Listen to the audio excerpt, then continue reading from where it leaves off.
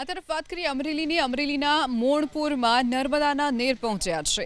મોણપુરમાં અમરેલીના નર્મદાના નીર પહોંચ્યા છે.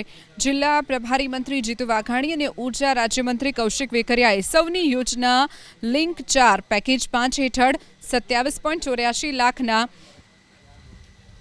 ખર્ચે નવનિર્મિત સ્કાવર વાલ્વનું લોકાર્પણ કર્યું છે. આ સુવિધાથી આશરે 350 કિલોમીટર દૂરથી નર્મદાનું પાણી હવે મોણપુરના તળાવમાં ઠાલવવામાં આવશે. લોકાર્પણ કાર્યક્રમમાં કૃષિમંત્રી જીતુ વાઘાણીએ નામ લીધા વગર જ વિરોધીઓ પર વાર કરતા કહ્યું કે આ માત્ર એક વાલ્વ નથી, પરંતુ આસપાસના 8 થી 10 ગામોની ખેતી, પીવાનું પાણી અને પશુ પક્ષીઓ માટે પ્રાણ આપતો વાલ્વ છે.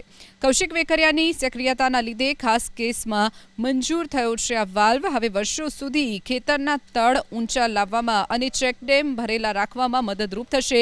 તો કૌશિક વેકરિયાએ પણ કમોસમી વરસાદ સમયે થયેલા નુકસાનીની વાત કરી વિરોધીઓ પર શાબ્દિક પ્રહાર કર્યા. કૌશિક વેકરિયાએ વિરોધીઓ પર સરકારને બદનામ કરવાનો અને ખેડૂતોને ગેરમાર્ગે દોરવાનો આરોપ લગાવ્યો છે.